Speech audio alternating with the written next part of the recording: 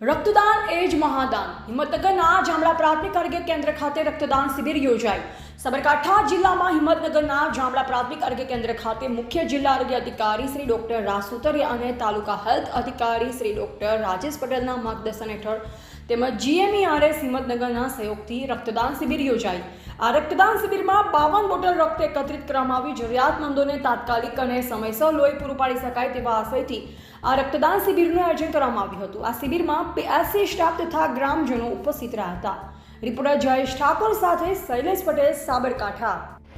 હું પટેલ અલ્પેશ કુમાર બાબુભાઈ, ગામ જામરાનો વતની છું અને મેં 5 થી 6 વાર બ્લડ આપ્યું અને મને કશું કંઈ શરીરમાં થતું નથી.